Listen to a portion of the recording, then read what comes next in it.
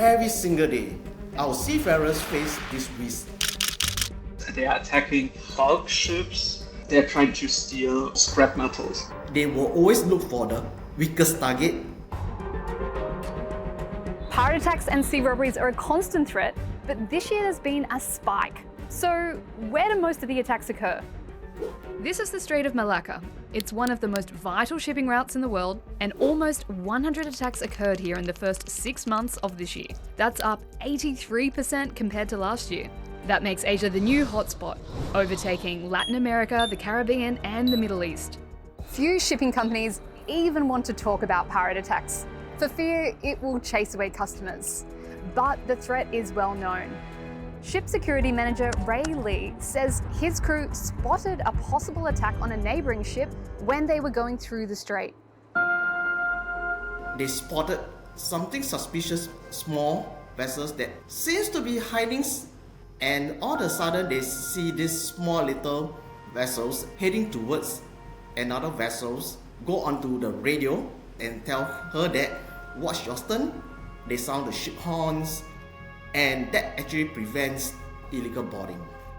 These incidents are very different from the violent and well-organised attacks you see off the coast of West Africa. No guns, no hostages, just quick grab-and-go raids. And they often start with a simple WhatsApp message. Many attacks happen here in the Phillip Channel. It's a narrow and busy waterway where ships are forced to slow down to turn. And it provides these good features for the pirates because they can quickly hide on these islands. Usually they're from the Pulau Kula or the Real Island, but also from other remote islands in Indonesia as well.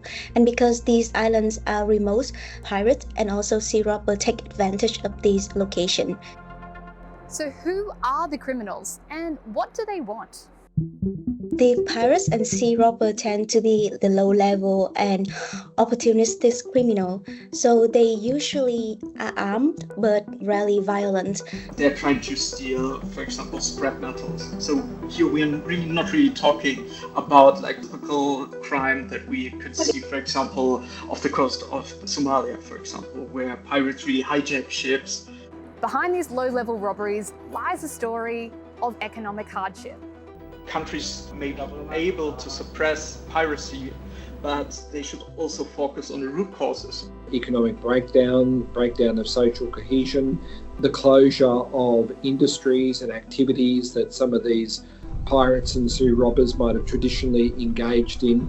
You've got unemployed fishermen who are not able to bring in an income for their families, and so they take to other activities to try to bring in money. Recent arrests in Indonesia suggest it isn't just fishermen or low-level criminals, but has links to organised crime. The guy who will go on board the ships, they are like the foot soldiers itself. They are stealing spare parts that are easily sold in the market itself.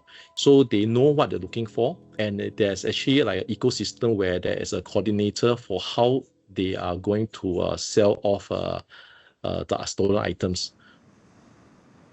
Most of these incidents are low-level thefts, petty crimes, but analysts say it does have an impact on global trade. When piracy incidents rise, insurers raise premiums, and ship owners have to pay for extra security, and ultimately consumers pay higher prices for goods. This happened back in the mid-2000s, when the Strait was declared a war risk zone. The Indonesian Navy put on this demonstration to show what it's up against. These CCTV images on one of the ships that was attacked helped authorities track down the suspects and conduct a sting operation. But why hasn't there been more arrests? One issue is ship crews are reluctant to report attacks. To them, it's a very low crime, petty crime. And sometimes, because the ships are transiting, even when they encounter such situations, they did not report or log a police report with the Indonesian authorities.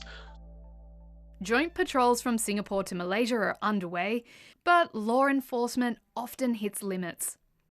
So the Singaporean police and Coast Guard witness an act of sea robbery. As soon as that vessel crosses into the Malaysian or Indonesian territorial sea, the Singaporean authorities have to stop. Historically, within the Straits of Malacca, Indonesia, Singapore and Malaysia have sought to engage in a lot of cooperation, but Law enforcement always raises questions of sensitivity. They also need to enhance cooperation with the relevant shipping operators in the regions that they themselves are much more capable of responding to these attacks.